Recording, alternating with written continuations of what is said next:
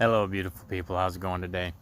So today I'm going to talk about that new Dungeons and Dragons movie that came out. It's a couple months old now, but I'm just getting started on my channel here, so why not talk about it? It's better than the 80s rendition. I don't know who of you were around who's watching this. If not, you can go back and watch it, but it was kind of cheesy. Not a lot of money put into it. It was a Class B rated movie. I'm glad to see that they put some time and effort and money into this one, not making it Class B. So that stated, was it similar to the game or not? How much so? I won't have time to kind of go over everything, but in one instance, I feel it was true to the game. It had a lot of the classic things in it that you would expect to see in a gaming campaign. So for instance, it had the maze that you had to go through. It had missions and quests that you had to go through. And when they were actually fighting in the arena, they had chests that would eat them alive. They had gelatinous cubes that would eat them alive, and all kinds of creatures that not only would try to eat you, but do psionic warfare as well. So I'm trying to be generic, so just in case you haven't seen the movie, I don't give too much, but buyer beware. I'm going to probably say a couple things that give the movie away, or at least part of it. So first, wasn't exactly a RPG in terms of gaming or lit RPG, and what I mean by that is it did not have the elements of growth, right, which is so synonymous with gaming. Now, with the exception of Simon the Wizard, he did grow. He had to overcome quite a few things to become a more powerful wizard. But the rest of them didn't show any progression through this. They are what they were. So that stated, what level do you think they were at? I'm guessing 10 to 15. The Paladin was probably level 20 to 25, and the Red Wizard was probably same, 20 to 25, I think. That's what I'm thinking. But then again, it's been a long time since I played. Remember, if you've watched from the beginning, my game knowledge is from the original Dungeons & Dragons before it became Advanced Dungeons & Dragons, and then I played Advanced Dungeons & Dragons when there was no modules, no additions. Additions, that's the right word to say, additions. So the cinematography was great. Had some great comedy in it. Sorry about that camera faux pas. Great comedy in it, but still had some good drama to it. None of it was over the top, I felt. So this was good. Chris Pine rocked it. I thought he did really, really good. Almost a bard class, even though they called him another class. I'll let you see what that is in the movie. Overall, good, strong class types. Berserking Barbarian was really good.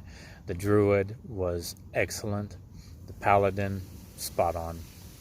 So, what else?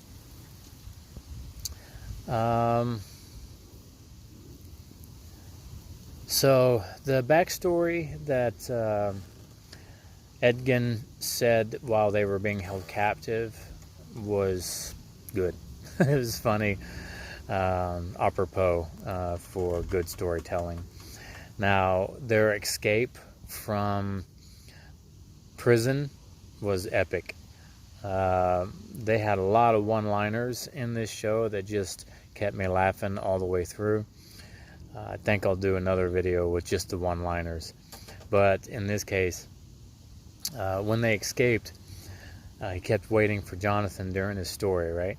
And so finally when Jonathan arrived, He hugged him, embraced him, and threw him out a window and jumped on top of him. Why? Because they had wings. And so as they were rolling out, the prison wards, they were like, "But we approved your pardon," as they were flying down. It was friggin' hilarious. So, there was a great classic double cross in the show. Friend double crossing his friends. So that was really good in the movie rather. Again, it was a good campaign. The heroes, towards the end, they escape the city and they see that the big bad's really coming. So what do? They have an opportunity to become a little better. So are they neutral in their class type? Are they chaotic neutral? Are they evil? So the end shows that they're not evil, right? They're at least a little beyond neutral. So them turning around to fight the Red Witch was great. And the fight scene with the Red Witch was classic RPG style. It was beautiful how they had one coming in after another after the Red Witch. And it was great to see that the witch was slightly overpowered, so that way they had to take a little bit of time to bring her down. Now, had it been the Paladin, how long do you think it would have taken the Paladin to bring her down? Because they were same level, I don't think it would have been as hard, of course. But yeah, I think the Paladin wouldn't take her down in just a couple minutes, probably. So, a lot of great one-liners. I did like that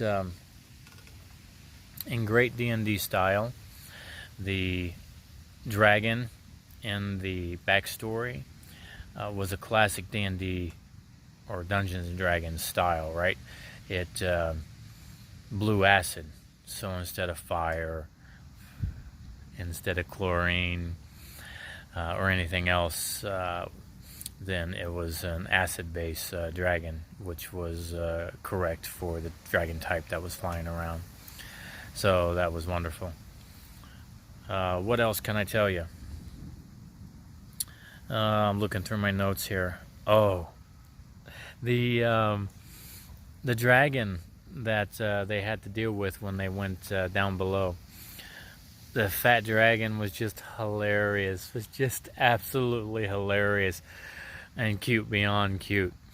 I love dragons, and seeing this little chubby one, and even another one of those one-liners was, "That's a chubby dragon." So that was great. Also, I did like that at the end of the movie, they left it open. They didn't close it like a lot of movies do, and they left it open in good Marvel style, right? Marvel always leaves their ends open just in case they want to do another movie. So they've done that with this Dungeons & Dragons movie. They left it open. Whether it will be the same characters or not, who knows in the future. And I don't think I would have to see the same characters married to this franchise, because there's all kinds of campaigns out there, right? All kinds of characters that you'd want to see. Maybe it would be nice to see, but you don't always want to see just a druid or the wizard of his type, the bard, the barbarian, those types of things. Maybe you want to see something else broken up a little bit. So they could add party members, but that party size was pretty classic, don't you think? So usually it's only 4 to 6 people. 5, pretty optimal, at least in my day. I have no idea what today's stuff is like. I will eventually join. I'm working my way out of my normal 9-to-5 job so I can work from home and work more of my passion, which is talking about books, movies, adventures, writing. So I'm moving more and more in that direction and getting closer and closer to that. So then I'll have more time to devote to proper and good reviews, that I think you'll thoroughly enjoy. So, what else? One of the one-liners was, so what's your skill? Well, I'm a planner. I plan things. May not seem like a big deal, but it's just a great one-liner. And when it comes to parties, yeah, who wants a friggin' planner on their party until plans go awry, right? So you got to have plan A, B, C, and D. And they had to go through all those. So it was perfect. How about the portal magic that was being used? When Simon found the staff, that was pretty classic D&D style. But again, it was advanced. It wasn't, they were newbies. They were doing some stuff that was definitely advanced in these categories, which is why I think they were probably levels 10 to 15, like I said earlier. So you tell me what you think their level type was. I've been out of it for a while, so perhaps they were higher. I don't think they were lower, though. I really have a hard time believing that. And how about Paladin and Red Witch? What do you think their levels were?